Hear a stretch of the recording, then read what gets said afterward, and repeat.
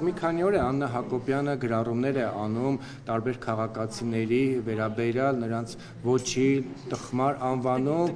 տգետ եւ ըստ էության, եթե արձագանքում է ու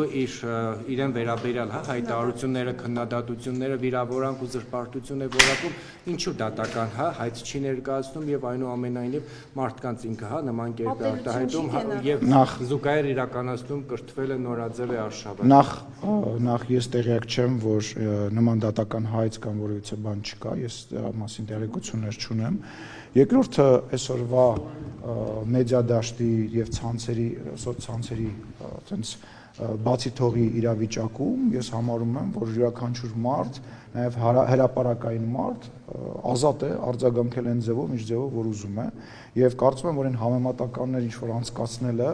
անցյալի հետ կապված անտեղին են, որովհետեւ նախ եւ առաջ անցյալում որևիցե մեկի կնոջ, չեմ ասում երկրի ղեկավարի կնոջ, որևիցե մեկի կնոջ մասին մի լրագրողից սկսած իրենց տենց դուխով հիմա բլոգեր եւ քաղաքական գործիչ անվանող մարդկանցով վերջացած հələ փորձեին մի հատ մի տարես կոմենկոմ բանան գրեին, այնքան կծեցեին, էշին քերի կասեր, այնքան կծեցեր։ Այսօր որևիցե մեկ թող շողիկ, այլ կներես, ես քո հետ լրիվ համաձայն եմ, դու աշխարհի ամենաճիշտն ես, բայց ես եմ հիմա խոսում։ Եվս մեկ անգամ ընդհատեցիր, ել ընդհանրապես քո հետ չեմ խոսի։ Եվ այն այո իրավական երկիր է, եւ այն իրավիճակում,